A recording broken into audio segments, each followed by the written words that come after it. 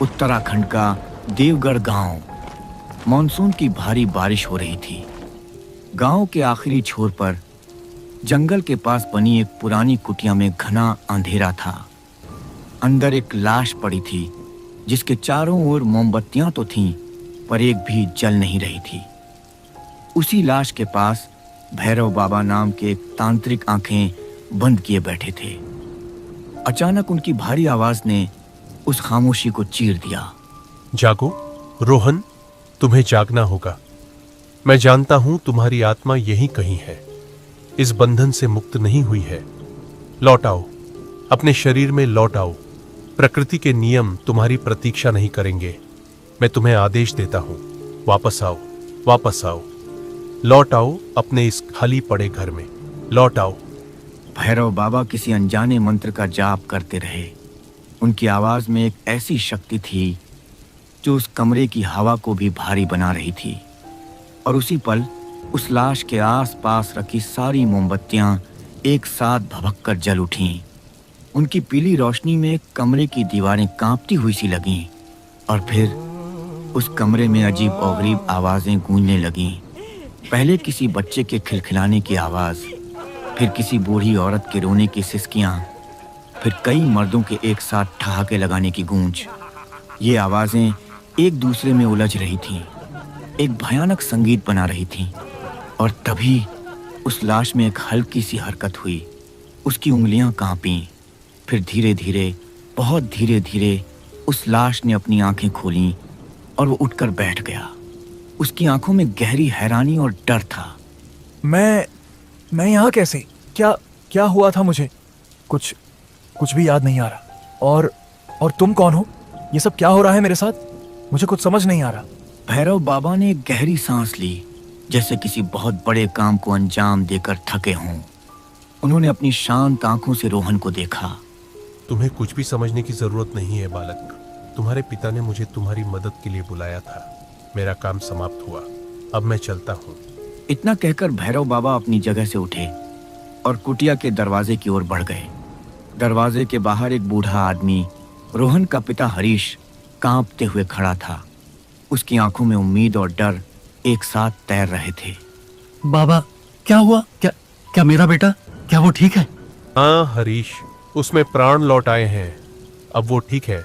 मैंने आज तुम्हारे उस एक एहसान का कर्ज चुकाने के लिए प्रकृति के विधान को चुनौती दी है। ये मैंने दोबारा कभी नहीं करना। जाओ, अपने बेटे से मिलो। उसे जो ठीक लगे समझा देना। पर याद रखना, जो लौटा है वो शायद पूरी तरह वो नहीं जो गया था। अब जाओ यहाँ से। हरीश लड़खड़ाते कदमों से अंदर गया। उसका बेटा, जिसे वो कुछ घंटे पहले मरा हुआ समझ रहा था, अब उसके सामने बैठा था। बाहर भैरव बाबा अंधेरे में कहीं गुम हो गए। आसमान में बादल वैसे ही गरजते रहे और कुछ ही देर में जोरदार बारिश शुरू हो गई। उस रात देवगढ़ में सब कुछ शांत हो गया। रह गई तो बस टिन की छतों पर गिरती बारिश की आवाज। उस घटना को गुजरे हफ्ता भर हो गया था। गांव में रोहन के ठीक होने की खबर किसी चमत्कार की तरह फैली थी, पर लोग इस पर खुलकर बात करने से डरते थे। देवगढ़ की जिंदगी अपनी पुरानी रफ्तार से चलने लगी थी। गांव के नुक्कड़ पर चंदन टी स्टॉल गांव वालों के लिए सिर्फ एक चाय की दुकान नहीं, बल्कि उनका अड्डा था। यहाँ दिन भर की थकान और दुनिया भर की बातें चाय की चुस्कियों के साथ होती थीं। उस दिन भी हल्की हल्की फुहार पड़ रही थी। दुकान के अंदर लकड़ी की बेंच पर मनोज, सुरेश और दीपक बैठे अदरक वाली चाय का मजा ले रहे थे। वाह चंदन भाई, क्या चाय बनाते हो? इस बारिश के मौसम में तो अमृत लगती है। मौसम तो देखो जरा, एकदम सुहाना हो रहा है। हाँ यार, मौसम तो बढ़िया है, पर इस कीचड़ से बड़ी परेशानी होती है। और शाम होते ही बिजली रानी ऐसे रूठ जाती है जैसे मायके जाना हो। फिर जंगल वाले रास्ते से घर जाने में डर भी तो लगता है। डर? अरे दीपक, तू अभी भी बच्चों की तरह डरता है? किस बात का डर? डर क्यों नहीं लगेगा? जंगली जानवर तो हैं ही, ऊपर से मेरे दादाजी जो कहानियां सुनाते थे भूत प्रेतों और चुड़ैलों की, वो सब याद आ जाती हैं। कहते थे कि बारिश के मौसम में ये ताकतें जाग जाती हैं। भूत प्रेत कहानियां तो मैंने भी बहुत सुनी हैं, पर आज तक देखा तो है नहीं। पर अब तो गांव में अपने भैरव बाबा भी हैं। सुना है बड़ी बड़ी सिद्धियां हैं उनके पास। कोई दिक्कत हो तो चले जाना उनके पास। कहते हैं उन्होंने कई लोगों को बुरी आत्माओं से छुटकारा दिलाया है। वो तो है, पर सच कहूँ मुझे तो उस आदमी से ही डर लगता है। उसकी आंखें देखी हैं कभी? ऐसा लगता है जैसे सब कुछ पढ़ लेती हूँ। और एक बात पर ध्यान दिया है तुम लोगों ने? जब से वो इस गांव में आकर बसा है, ऐसी अजीब और गरीब बातें और घटनाएं कुछ ज़्यादा ही नहीं होने लगी हैं? कहीं ये सब उसी का किया धरा तो नहीं? सही कह रहा है मनोज। हो सकता है, क्या पता वो अच्छी शक्तियों की आड़ में कोई और ही खेल खेल रहा हो, पर बिना सबूत के कुछ कह भी तो नहीं सकते। उनकी बातें चल ही रही थीं कि शाम घिरने लगी। अंधेरा होते ही सब अपने अपने घरों की ओर चल पड़े। मनोज का घर जंगल के रास्ते से होकर गुजरता था। बारिश अब तेज हो चुकी थी। वो रास्ता टटोलता हुआ धीरे धीरे आगे बढ़ रहा था। जंगल के कीड़े मकोड़ों की आवाज एक अजीब सा संगीत पैदा कर रही थी, पर अब उसे अपने पीछे किसी और के होने का भी एहसास हो रहा था। उसे अपने ही कदमों के अलावा किसी और के कदमों की आवाज सुनाई दे रही थी, और किसी के जोर जोर से सांस लेने की आवाज भी। उसके मन में दोस्तों की बातें घूम रही थीं। डर उसके दिल में घर करने लगा था।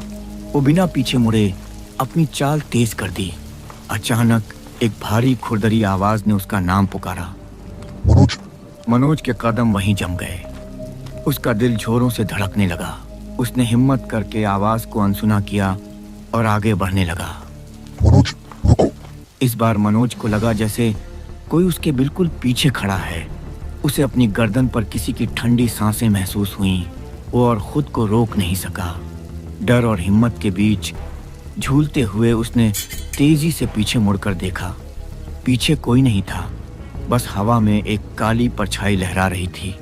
एक ऐसी परछाई जिसका कोई शरीर नहीं था। उसकी दो लाल आंखें अंधेरे में दहक रही थीं। उस भयानक मंजर को देखकर मनोज की चीख उसके हलक में ही फंस गई। उसने अपनी छाती पकड़ ली और जमीन पर गिर पड़ा।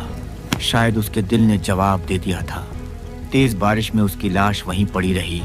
अगली सुबह जब गांव के कुछ लोग जंगल के रास्ते से गुजर रहे थे, तो उन्होंने मनोज की लाश देखी। ये खबर गांव में आग की तरह फैल गई। हर कोई सन्न था। मनोज एक हंसमुख और मिलनसार नौजवान था। उसकी किसी से कोई दुश्मनी नहीं थी। उसकी लाश के पास इकट्ठा हुई भीड़ में तरह तरह की बातें हो रही थीं। हे भगवान, ये कैसे हो गया? बेचारे मनोज की तो किसी से कोई रंजिश भी नहीं थी। किसने किया होगा ये? चेहरे पर कोई चोट का निशान भी नहीं है। ऐसा लगता है जैसे डर के मारे इसकी जान निकल गई हो। जिसने भी ये किया है, भगवान उसे माफ नहीं करेगा। पर अभी तो हमें मुखिया जी और पुलिस को खबर करनी होगी। हाँ, मैं जाता हूँ मुखिया जी को बुलाने। तुम सब यहीं रहना, कोई जंगली जानवर लाश के पास ना आ पाए। कुछ ही देर में गांव के मुखिया प्रताप सिंह पुलिस वालों के साथ वहां पहुंच गए। साथ में एक एम्बुलेंस भी थी। इंस्पेक्टर ने आते ही लोगों से पूछताछ शुरू की। किसी को पता है ये सब कैसे हुआ? क्या किसी ने रात में कुछ अजीब देखा या सुना? सभी गांव वाले खामोश खड़े रहे। सबके चेहरों पर डर साफ दिखाई दे रहा था। क्या किसी पर कोई शक है? अगर है तो बिना डरे बताओ। किसी ने फिर भी कुछ नहीं बोला।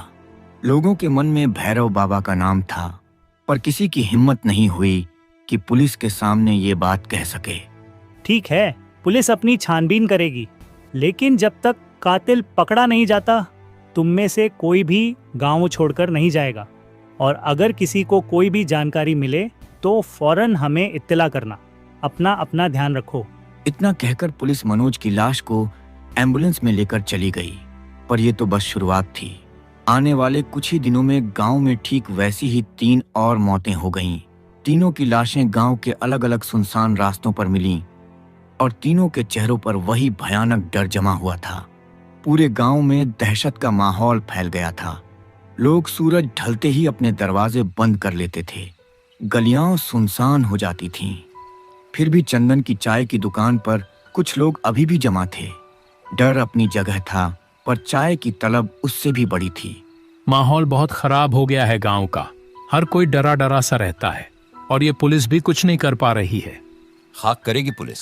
अगर ये काम किसी इंसान का होता तब न पुलिस कुछ करती। ये काम किसी शैतान का है, किसी प्रेत का है। वही इन लोगों को मार रहा है। पर अचानक से हमारे गांव में ये प्रेत कहाँ से आ गया? आज तक तो ऐसा कुछ नहीं हुआ। ये सब उस भैरव बाबा ने ही किया होगा। वही ऐसे भूत प्रेतों को पालता है। न जाने कैसे कैसे पिशाच पाल रखे होंगे उसने। मैंने खुद अपनी आंखों से एक भयानक साये को उसके घर के आगे मंडराते हुए देखा था रात में। इन सब मौतों के पीछे उसी का हाथ है। हो सकता है सुरेश, तुम्हारी बात सच हो, पर हमें खुद देखना होगा। तो इसमें कौन सी बड़ी बात है? चलो अभी चलकर देखते हैं कि क्या चल रहा है उसकी कुटिया में। दूध का दूध और पानी का पानी हो जाएगा। ये बात सुनकर सब में एक अजीब सी हिम्मत आ गई। डर पर गुस्सा हावी हो चुका था। सबने भैरव बाबा के घर की ओर जाने का फैसला किया।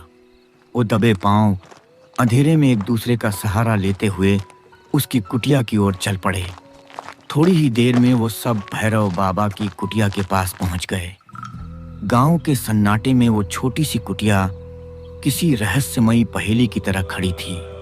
अंदर से किसी के मंत्र पढ़ने की धीमी धीमी आवाज आ रही थी। सब लोग पेड़ों की आड़ में छिपकर देखने लगे। अंदर जलते दिए की रोशनी दरवाजे की झिर्रियों से छनकर बाहर आ रही थी। सब सांस रोके इंतजार कर रहे थे। कुछ ही देर में एक भयानक काली परछाई कुटिया की छत के ऊपर उभरी। वो हवा में किसी काले कपड़े की तरह लहराई और फिर तेजी से गांव की ओर चली गई। ये देखकर वहां मौजूद सभी लोगों के होश उड़ गए। उनके शक को अब सबूत मिल गया था। देखा, मैंने कहा था ना, ये साया, ये प्रेत, ये सब यही भैरव बाबा पाल रहा है। इसी की वजह से हमारे गांव के लोग मारे जा रहे हैं। ये ढोंगी है। वहां मौजूद सब लोगों का गुस्सा 7वें आसमान पर पहुंच गया। डर अब पूरी तरह से खत्म हो चुका था और उसकी जगह अंधाधुंध नफरत ने ले ली थी। कुछ ही देर में वो सब अपने अपने घरों से मशालें, लाठियां और दरातियां लेकर लौट आए। उनके सिर पर खून सवार था। वो आज इस गांव को उस भगत से आजाद कराना चाहते थे। भैरव, ओ ढोंगी भैरव, बाहर निकल। कहां छुपा बैठा है डरपोक? आज तुझे हम जिंदा नहीं छोड़ेंगे। बाहर निकल, बाहर आ। ये ऐसे नहीं मानेगा। आग लगा दो इसकी झोपड़ी को। न रहेगा बांस, न बजेगी बांसुरी। सारा खेल ही खत्म हो जाएगा। इतना कहकर सुरेश अपनी मशाल लेकर झोपड़ी की सूखी घास फूस की छत की ओर बढ़ा, पर तभी एक रौबदार आवाज ने उसे रोक दिया। रुको, ये क्या पागलपन कर रहे हो तुम लोग? होश में तो हो। गांव के मुखिया प्रताप सिंह वहां आ गए थे। उनके चेहरे पर गुस्सा और निराशा दोनों थी। उन्होंने बड़ी मुश्किल से लोगों को समझा बुझाकर शांत किया। कानून को अपने हाथ में लेने का हक ये किसी को नहीं है। चाहे जो भी वजह हो, हम किसी का घर नहीं जला सकते। अपने अपने घर जाओ सब। इतनी देर में भैरव बाबा भी अपनी कुटिया से बाहर आ चुके थे। लोग मुखिया के डर से कुछ फुसफुसाते हुए वापस जाने लगे। उन्हें यह फैसला पसंद नहीं आ रहा था, लेकिन मुखिया के खिलाफ जाने की हिम्मत किसी में नहीं थी। जब सब चले गए तो भैरव बाबा मुखिया के सामने आए। मुखिया जी, ये लोग मेरा घर क्यों जलाना चाह रहे थे? मैंने क्या बिगाड़ा है इनका? मैं तो किसी से झगड़ा भी नहीं करता। जितना हो सके इन लोगों की मदद ही करता हूँ, वो भी बिना किसी लोभ के। फिर ये लोग मेरे साथ ऐसा क्यों कर रहे हैं? लोगों को लगता है कि गांव में जो भी मौतें हो रही हैं, उसके पीछे तुम्हारा हाथ है। उन्हें लगता है कि तुमने कोई पिशाच पाल रखा है जो ये सब कर रहा है। पर मैं तो ऐसा कुछ भी नहीं कर रहा। मैं तो अपनी सिद्धियों का इस्तेमाल सिर्फ अच्छे काम के लिए करता हूँ। मैं जानता हूँ कि ये तुमने नहीं किया है, क्योंकि असली गुनहगार को मैंने अपनी आंखों से देख लिया है। मुझे तो पहले से ही उस पर शक था, लेकिन मैं इत्मीनान करना चाहता था। उस दिन मैं और गांव का चौकीदार संतोष छिपकर उसके घर के पास गए थे। हमने देखा कि गांव का ही शंकर अपनी दुकान के पीछे वाले कमरे में बैठकर कुछ मंत्र पढ़ रहा है। मुखिया जी ने जो बताया वो एक फ्लैशबैक की तरह उनकी आंखों के सामने घूम गया। आओ मेरे स्वामी, प्रकट हो। मैं तुम्हें आदेश देता हूँ, प्रकट हो मेरे सामने। मुझे और शक्ति चाहिए। कुछ ही देर में एक लाल रंग का धुएं जैसा साया वहां प्रकट हुआ। वो हवा में लहरा रहा था। मुखिया और संतोष ने अपनी आंखों से ये सब देखा था। उनका शक यकीन में बदल चुका था। अगली सुबह मुखिया प्रताप सिंह ने पूरे गांव को पंचायत के लिए चौपाल पर इकट्ठा किया। भैरव बाबा भी वहां मौजूद थे, एक कोने में चुपचाप खड़े। गांव के लोग अब भी उन्हें शक और नफरत से देख रहे थे। शंकर भी भीड़ में ऐसे खड़ा था जैसे उसे कुछ पता ही न हो। गांव वालों, मैं जानता हूं कि तुम सब डरे हुए हो, गुस्से में हो, पर आज मैं तुम सबको वो सच बताने जा रहा हूं जिससे तुम सब अनजान हो। हमारे गांव में हो रही मौतों का जिम्मेदार कोई भूत प्रेत नहीं, बल्कि हमारे बीच ही छिपा एक लालची इंसान है। सब एक दूसरे का मुंह देखने लगे। वो गुनहगार शंकर है। ये आप क्या कह रहे हैं मुखिया जी? मैंने कुछ नहीं किया। आप भैरव बाबा को बचाने के लिए मुझे फंसा रहे हैं। चुप रहो। मैंने और संतोष ने तुम्हें अपनी आंखों से उस शैतानी ताकत को बुलाते हुए देखा है। तुम भैरव बाबा से जलते थे। तुम गांव के अकेले भगत बनना चाहते थे ताकि लोगों के डर का फायदा उठाकर उनसे पैसा ऐंठ सको। इसलिए तुमने ये सब किया। तुमने उस पिशाच को उन लोगों को मारने भेजा जिन्होंने कभी तुम्हारा मजाक उड़ाया था या तुमसे उधार वापस मांगा था, और इल्जाम भैरव बाबा पर डाल दिया। शंकर का चेहरा सफेद पड़ गया। उसे समझ आ गया कि उसका खेल खत्म हो चुका है। गुस्से और हताशा में उसने अपनी आंखें बंद की और जोर जोर से वही मंत्र पढ़ना शुरू कर दिया। मैं नहीं हार सकता। स्वामी आओ, इन सबको खत्म कर दो। अचानक मौसम बदलने लगा। आसमान में काले बादल घिर आए और तेज हवाएं चलने लगीं। लोगों के सामने ही वो लाल धुएं वाला पिशाच शंकर के पीछे प्रकट हो गया। उसकी लाल आंखें गुस्से से जल रही थीं। गांव वाले डर के मारे चीखने चिल्लाने लगे। वो पिशाच मुखिया की तरफ बढ़ा, पर तभी भैरव बाबा उसके सामने आ गए। उन्होंने अपनी झोली से कुछ भस्म निकाली और एक सुरक्षा मंत्र पढ़ते हुए उस पिशाच की ओर फेंक दी। रुक जा अधम, प्रकृति के नियमों को तोड़ने वाले का साथ देना भी पाप है। लौट जा अपनी दुनिया में, वरना भस्म हो जाएगा। भस्म लगते ही वो पिशाच दर्द से चीत्कार उठा। वो कमजोर पड़ने लगा। अपने बुलाने वाले की शक्ति के बिना वो यहाँ टिक नहीं सकता था, और शंकर का लालच और नफरत भैरव बाबा की निस्वार्थ साधना के आगे बौना साबित हो रहा था। कुछ ही पल की जद्दोजहद के बाद वो पिशाच एक जोरदार चीख के साथ उसी लाल धुएं में बदलकर गायब हो गया। शंकर जमीन पर गिरकर हाँफने लगा। उसकी सारी शक्ति जा चुकी थी। गांव वालों ने उसे पकड़ लिया। अब उनकी आंखों में भैरव बाबा के लिए शक नहीं, बल्कि सम्मान था। उन्हें अपनी गलती का एहसास हो रहा था। उस दिन के बाद देवगढ़ में फिर कभी कोई अनहोनी नहीं हुई। शंकर को पुलिस के हवाले कर दिया गया। गांव वालों ने मिलकर भैरव बाबा से माफी मांगी। भैरव बाबा ने सबको माफ कर दिया, क्योंकि वो जानते थे कि डर इंसान को अंधा बना देता है। गांव में जिंदगी फिर से पटरी पर लौट आई थी, पर अब गांव वाले एक बात समझ चुके थे, असली शैतान बाहर नहीं, बल्कि इंसान के अपने मन में बैठे लालच, नफरत और अंधविश्वास में ही छिपा होता है।